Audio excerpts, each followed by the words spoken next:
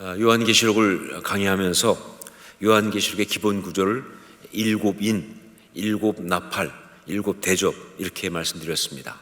그러니까 요한계시록은 가장 기본적인 구조가 일곱 인, 그리고 일곱 나팔, 그다음에 일곱 대접 이렇게 되어 있다는 것이죠. 좀 더 정확하게 말씀드리면 일곱 인이라는 게 뭐냐라고 하면 하나님의 심판의 내용이 기록된 두루마리가 있는데 그 두루마리가 임봉이 되어 있다는 거예요. 그래서 그게 펼쳐지지 못하고 있는 그것을 갖다가 이제 인봉을 떼면서 일곱 번 떼는 거죠. 그러면서 뗄 때마다 거기 적힌 내용들이 이렇게 심판이 행해지는 그게 바로 일곱 인이라고 하는 그런 재앙입니다. 자, 그다음에 그런데 그러다가 일곱 번째 인봉을 떼게 되면 그게 뭐예요? 일곱 나팔로 전개가 됩니다. 마지막 인봉을 떼면 그게 또다시 일곱 개의 나팔로 전개가 되는데 그것은 뭐냐? 일곱 천사가 나팔을 준비해서 그걸 이제 하나씩 불기 시작할 때마다 이 세상을 향한 하나님의 심판이 행해지는 바로 그것이 일곱 나팔입니다. 자, 그리고 동일하게 일곱 번째 천사가 나팔을 불었을 때 그건 일곱 대접으로 바뀝니다. 일곱 대접을 든 천사들이 등장하고 천사들이 그 대접을 하나씩 쏟게 되는데 쏟을 때마다 이 땅에 엄청난 심판과 재앙이 임하는 그런 이야기가 바로 요한계시록의 구조다 하는 것이죠. 이 일곱 인과 일곱 나팔 그리고 일곱 대접 이것은요 이 세상을 향한 하나님의 심판이라는 면에서 동일한 이야기예요. 그리고 그 내용도 조금씩 다르긴 하지만 어느 정도 비슷하게 그렇게 되어 있습니다. 자, 그렇다면 도대체 무슨 차이냐? 인과 나팔과 대접은 무슨 차이가 있느냐? 왜 성경은 비슷한 것을 반복하고 있느냐? 어떤 차이가 있기 때문에 이렇게 각각 나오고 있는가라고 할 때 그것은 심판의 긴박성과 강도가 다르다. 내용은 비슷할지 모르지만 심판의 긴박성과 그리고 강도가 다르다. 한마디로 인에서 나팔, 나팔에서 대접으로 갈수록 그 심판의 긴박성은 점점점 강해지고 그 강도는 그 죄악을 향한 하나님의 진노는 더 커져가는. 자, 그렇다면 왜 성령께서는 요한 사도에게 일곱 천사가 나팔을 불면서 심판이 행해지는 이 장면을 보게 했을까 하는 거죠. 분명한 것은 뭐예요? 이 요한 사도가 보고 기록한 이 내용은요 다 뭐예요? 성령님이 보여주신 겁니다. 자기가 찾아본 게 아니에요. 성령이 보여주신 걸 보는 건데 그렇다면 성령님은 왜 요한 사도에게 일곱 천사가 나팔을 불 때마다 심판이 행해지는 이 장면을 보여주셨을까 하는 것이죠. 어떤 주석들 보면요 일곱 나팔이 불려지면서 이 심판이 행해지는 것은 역사 속에서 어떤 시간 속에서 있는 일들을 순서적으로 쫙 보여준다 이렇게 보고 있어요. 굉장히 많은 이단까지는 아닌 사람들도 많은 목사님들도 이렇게 해석을 하는 거예요. 그러니까 첫 번째 나팔, 두 번째 나팔 이걸 시대별로 보는 거예요. 어떤 시대에 있던 어떤 사건, 이건 어떤 시대에 있던 어떤 사건, 이건 어떤 시대에 있던 어떤 사건 계속 종말의 사인들이 그렇게 나타나고 보는 거예요. 여러분 이렇게 해석하는 것은요 요한계시록에 대한 전형적인 잘못된 해석입니다. 그리고 이렇게 해석하게 되면요 그 요한계시록의 말씀은요 우리한테 영적으로 아무런 유익이 없어요. 그냥 두려움만 줄 뿐이고 그냥 호기심만 줄 뿐이지 영적인 어떤 아무런 의미가 없는 거예요. 그래서 뭘 어떡하란 말이에요. 그래서 뭘 어떡하라는 거예요. 몇 번째 나팔이 몇 년도에 있었던 어떤 사건을 말한다. 몇 번째 나팔이 어떤 그럼 뭐 어떡하란 말이에요. 그러니까 영적으로 아무런 유익이 없어요. 그냥 호기심 아니면 두려움을 주는 거예요. 이거는 정말 사람들 미혹하는 그런 잘못된 해석입니다. 제가 요한계시록 강의하면서 성령께서 요한 사도에게 이 계시를 보여준 이유는 뭐냐? 이 요한계시록이 말하고 있는 정말 중요한 메시지가 뭐냐? 그것이 바로 종말론적 신앙을 위해서라고 말씀드렸어요. 이게 제일 중요한 거예요. 요한계시록은요 종말론적 신앙을 위해서 기록된 겁니다. 그러니까 여기 이 일곱 나팔의 이야기도요 이걸 보면서 우리가 받아야 될 어떤 그런 메시지, 즉 요한 사도가 그걸 보면서, 즉 성령께서 요한 사도에게 보여주면서 그러면서 주고 있는 그 메시지는요 종말론적 신앙, 그게 어떤 내용인지 어디에 강조점이 있는지, 그래서 우리는 그 신앙을 가진 자로서 어떻게 살아야 하는지 그 얘기를 하고 있는 것이, 그게 포인트예요. 자, 그렇다면 나팔 재앙, 일곱 나팔, 이 나팔 심판 이야기를 통해서 우리가 받아야 될 종말론적 신앙의 특징, 그게 뭐냐 말이죠. 그 포인트가 뭐냐라고 할 때 그것이 바로 나팔 소리를 듣는 신앙입니다. 나팔 소리를 듣는 신앙, 이게 특징입니다. 그렇습니다. 성령께서는 요한 사도에게 이 나팔 재앙 이 장면을 보여주면서 바로 이 메시지를 주고 있는 거예요. 종말론적 신앙은 바로 나팔 소리를 듣는 신앙이다. 종말론적 신앙은 어떤 신앙이냐? 나팔 소리를 듣는 신앙이다. 바로 그걸 요한 사도가 받았기 때문에 또 그것을 갖다가 기록하면서 지금 우리한테 주고 있는 거예요. 여러분, 참 신앙은요, 어떤 소리를 듣느냐에 따라 달라지는 거예요. 세상의 소리, 인간의 소리, 사람의 소리를 들으면 그 신앙은 아닙니다. 진짜 신앙은 뭐예요? 하나님의 소리를 들어야 하는 거예요. 사람들은 듣지 못하는 그 하나님의 음성을 들을 수 있으면 그게 진짜 신앙인이죠.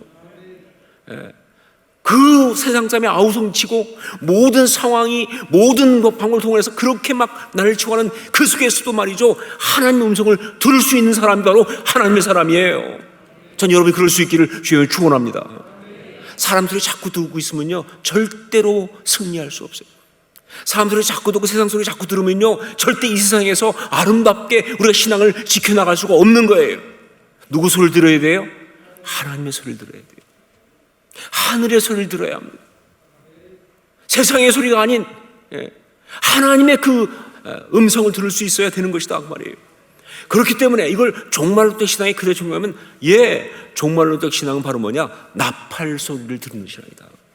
자, 그렇다면 나팔 소리를 듣는다고 할 때 어떤 나팔 소리를 들을 것이냐 하는 거죠. 어떤 나팔 소리를. 먼저 중요한 것은 바로 경고의 나팔입니다. 경고의 나팔. 어떤 나팔 소리를 듣느냐? 경고의 나팔을 들어야 한다는 것이죠.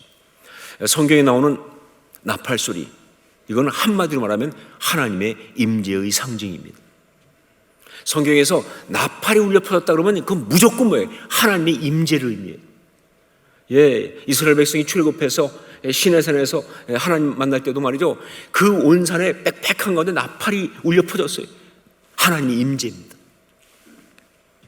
나팔 소리는 하나님의 임재의 상징이에요. 더 구체적으로 말하면 하나님의 음성이 백성들한테 들려오는 거예요. 그것이 바로 나팔 소리예요. 자, 그런데 이 나팔 소리는 구체적으로 들어가면 세 가지의 의미를 가져요. 첫째 하나가 뭐냐? 하나님의 때, 즉 카이로스의 선포입니다. 나팔이 울려 퍼진다는 건 뭐냐? 하나님의 때를 선포하는 거예요. 하나님의 시간이 되었다, 그런 얘기입니다. 하나님의 때가 지금 이르렀다, 그런 이야기예요. 그래서 절기 때마다 나팔을 불어요. 절기 때마다. 특별히 그 나팔 중에 가장 유명한 게 바로 뭐냐? 희년 때 부르는 나팔입니다. 희년. 근데 그때는요, 그 나팔이 불려지면요, 모든 사람들이 다 자기의 기업으로 돌아가는 거예요. 온전한 회복이 일어나는 거예요. 하나님의 때가 선포되는 겁니다. 나팔의 가장 중요한 의미는 하나님의 때를 선포하는 거예요. 그게 바로 나팔이에요. 자, 그리고 두 번째는 나팔은요, 하나님의 행동 명령입니다. 성경에 보니까 나팔은 언제 불려지느냐? 군대가 소집될 때. 나팔을 불면 각자 일하고 있다가 다 내려놓고 군대 소집 가야 돼. 그리고 모인 상태에서 나팔이 울려지면 앞으로 전진. 그러다 나팔이 울려지면 멈추고 진을 치고 또 나아가고, 이 모든 행동들, 광야에서 백성들이 이동할 때마다 나팔이 울려졌어요. 이게 바로 나팔이 불려질 때의 의미예요. 그러니까 하나님의 행동 명령이에요. 움직이라는, 어떤 일을 하라고 하는 명령이에요. 여기에 순종하는 게 중요하겠죠, 그렇죠? 자, 그 다음에 세 번째는 이 나팔에는 또 어떤 것이냐? 하나님의 경고가 있습니다. 적들이 쳐들어올 때 그때 나팔을 불어요. 대적이 온다, 경고하는 거예요. 어떤 엄청난 재앙이 임할 때 나팔을 불어요. 경고하는 거예요. 이게 나팔의 중요한 거예요. 그래서 이 세 가지입니다. 때의 선포, 그 다음에 하나님의 행동명령, 그리고 하나님의 경고, 이것이 나팔의 의미인데, 이 중에서 여기 요한계시록에 나팔 재앙을 통해서 말하고 있는 바로 그것은, 그 주된 의미는 경고의 나팔이 세 번째, 경고의 나팔입니다. 여러분, 이 일곱 나팔 재앙을 보면요, 일곱인이나 일곱 대접과 동일하게 4+3 구조로 되어 있습니다. 4+3. 그래서 처음에 4가지와 그 다음에 뒤에 3가지로 이렇게 나눠져 있어요. 무슨 얘기냐? 처음 4가지는요, 앞에 4가지는 이 세상 재앙들, 이 세상 가운데 재앙으로 나타나는 현상들이에요. 여러 가지 천재지변들, 막 현상들, 막 어떤 이 땅이 막 그냥 뭐 지진이 나기도 하고, 뭐 땅이 기근이 벌어지기도 하고, 뭐 전염병이 돌기도 하고, 막 하는 어떤 그런 현상들을 나타나는 게 4가지고요. 그 뒤에 3가지는 바로 뭐냐? 영적인 부분들을 함께 말해줍니다. 그것들이 알고 봤더니 다 마귀가 역사하기 때문에, 죄악의 어떤 역사 때문에, 영적인 이런 이유 때문에 라는 것을 함께 말해주는 거예요. 그래서 4+3 이 구조로 되어 있어요. 자, 이걸 다시 한번 구체적으로 본다면 첫 번째부터 4번째까지의 나팔의 내용은 천재지변 얘기죠. 지금 우리가 봤지만, 그래서 첫 번째는 땅이 심판을 받는, 두 번째는 바다에 어떤 그런 심판이 행해지는, 세 번째는 강에, 그리고 네 번째는 하늘에. 여기까지가 이 현상들이잖아요, 그렇죠? 그리고 다섯 번째는 뭐냐? 무적행에서 나온 황충. 그러니까 어떤 그런 엄청난 재앙이 오긴 오는데, 그것들이 뭐예요? 무적행에서 올라온다는 게 영적인 이유가 되기 시작하죠. 그리고 그 황충의 왕이 있는데, 그렇게 부르는 왕이 있는데, 그게 아바돈이다 되어 있어요. 그것이 아바돈이고 헬라어로는 아블론인데 무슨 뜻이냐? 파괴자다. 즉 뭐예요? 마귀가 그 왕 노릇하는 거예요. 그 이유를 또 얘기해 줍니다. 여러분, 이 땅 가운데는 모든 재난과 어떤 그런 고난의 어떤 그런 사건들과 이런 것들의 뒤에는 다 마귀가 있습니다. 그냥 자연현상이 아니에요. 그냥 어떻게 있다 보니까 바이러스가 나와서 일어나는 게 아니에요. 그 뒤엔 다 뭐예요? 마귀가 있습니다. 영적인 이유가 있어요. 이걸 계시록은 얘기하고 있어요. 그래서 다섯 번째는 바로 그 얘기를 하고 있어요. 여섯 번째는 뭐냐? 유브라데 강에 놓인 4천사. 천사라고 하지만 사실은 뭐예요? 마귀죠. 그것들이 군대를 만들어서 사람들을 살육하기 시작하는 거예요. 세상에 있는 모든 전쟁의 뒤에는 마귀가 있습니다. 어떤 나라의 싸움이 아니에요. 그냥 뭐 러시아가 무슨 우크라이나를 공격했다? 아니, 그런 거 아니에요. 그 뒤에는 다 영적인 어떤 악함을 가지고 사람들을 죽이게 하는 마귀가 있는 거예요. 그 얘기를 지금 하고 있는 겁니다. 이게 바로 이 나팔 재앙의 구조예요. 4+3으로 되어 있어요. 마지막 7번째는 이 대접으로 바뀌는 거죠. 자, 그런데 오늘 말씀 보면요, 그렇게 딱 구조가 되어 있는데, 그런데 이 나팔 재앙에만 특별하게 한 가지 나온 게 있어요. 3분의 1만 해야 한다라는 게 이 나팔 재앙의 특징이에요. 나팔을 보니까 어떻게 절묘하게 딱 3분의 1씩만 해야 하는 거예요. 땅도 그렇고 바다도 그렇고 다, 배들도 3분의 1만 깨죠. 우리 7절 말씀 한번 보겠습니다. 7절 같이 읽습니다.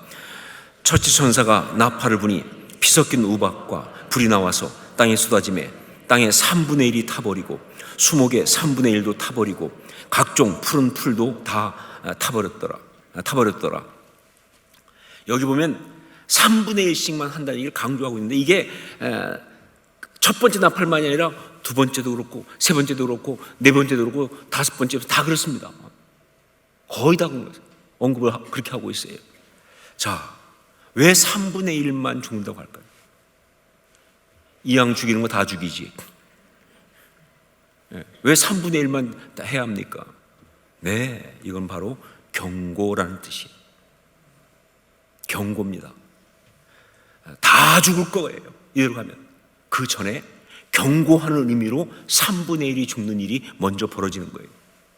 여러분, 우리가 정말 종말론적인 신앙을 가진 사람이라면 우리는요 무엇보다 먼저 이 하나님의 경고의 나팔 소리를 들을 수 있어야 합니다.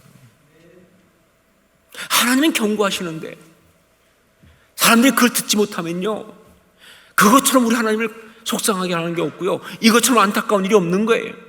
그렇기 때문에 우리가 하나님의 사람이라고 한다면, 종말의 신앙을 가진 사람이라고 한다면요, 이 하나님의 경고의 나팔 소리를 들을 수 있어야 하는 거예요.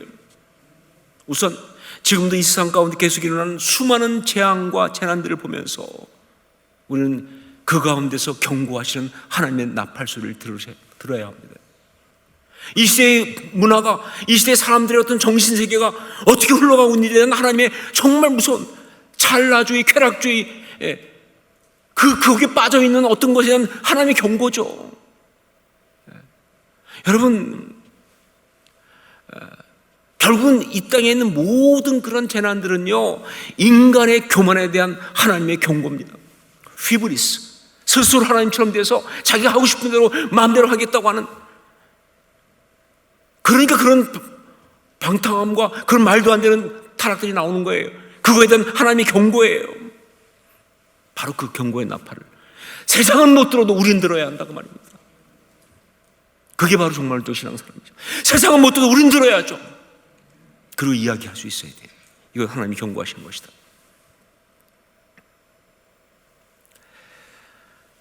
또한 우리 공동체 가운데서 일어나는 여러 가지 어려움들을 보면서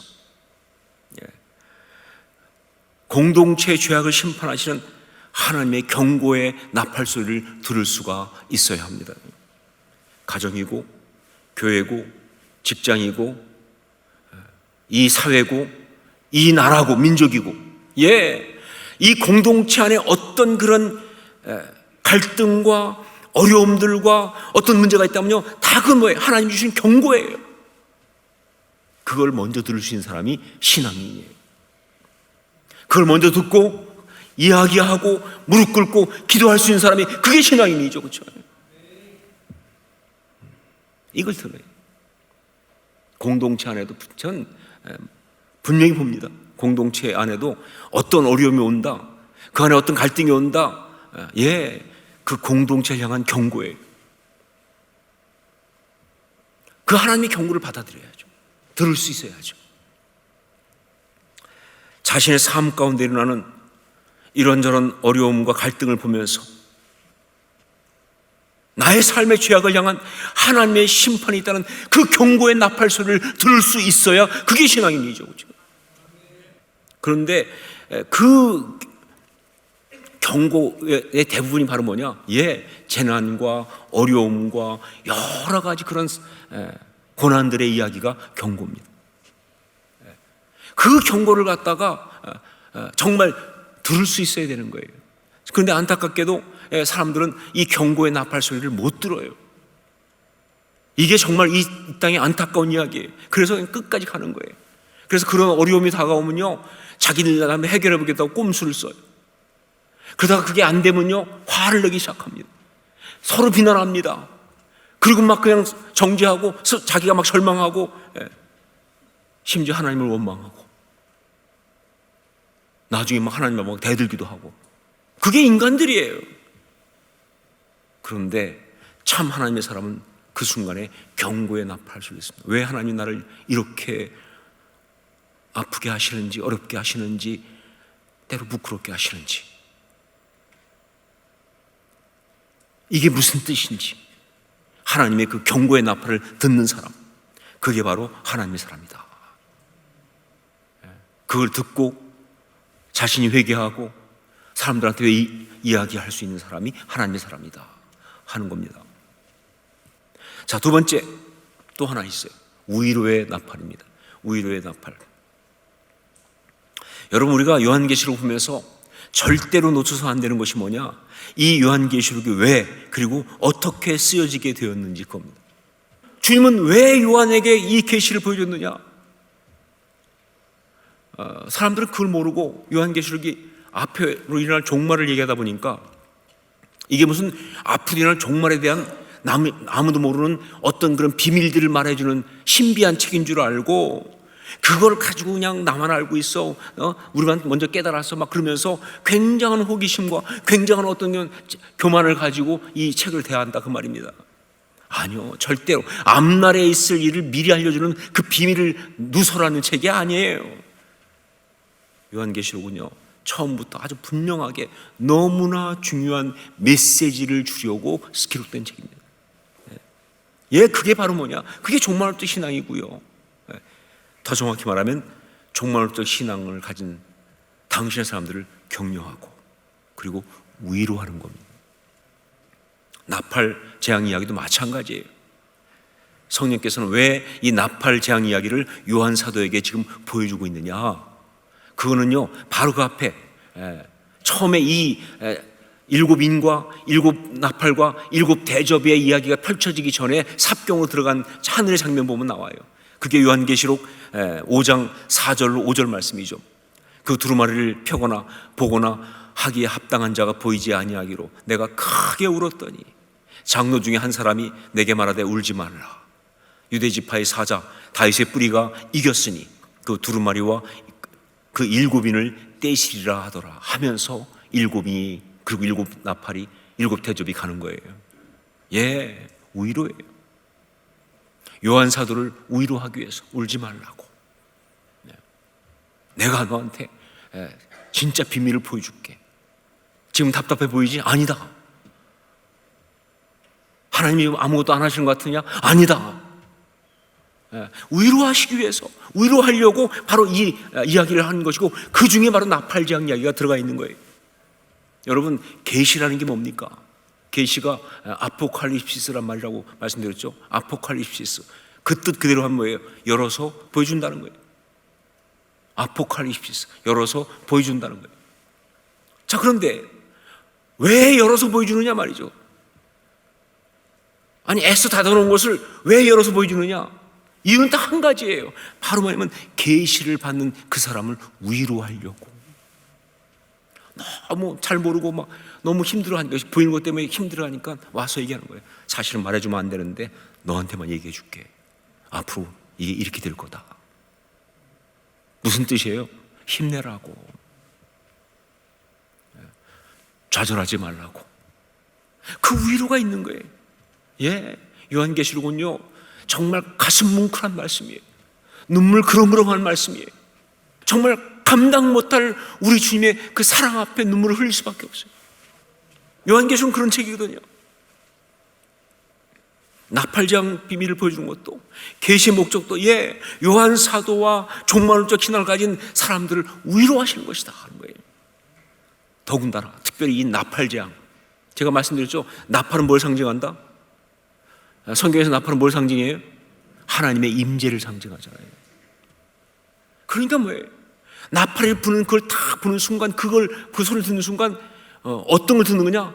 하나님 살아계시다 하는 겁니다. 하나님 역사하신다 하는 겁니다.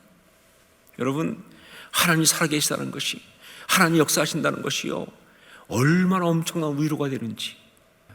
세상에 어떤 것보다 큰 위로는 그게 위로입니다. 하나님 살아계셔.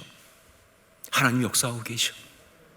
그러면 그 종말적 상황에 살아가면서 힘들었던 그 마음이 얼마나 위로를 받는지 말이죠.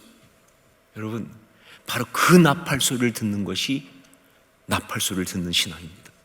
하나님의 위로의 나팔, 그 나팔 소리를 듣는 것이 바로 나팔 소리를 듣는 종말론적 신앙의 사람이다 하는 것이죠. 지금도 계속 살아계신 하나님, 역사하시는 하나님의 나팔 소리가 들려오고 있습니다. 그 하나님의 나팔 소리를 듣는 참된 종말론적 신앙의 사람들이 다 될 수 있기를 주의 이름으로 축원합니다.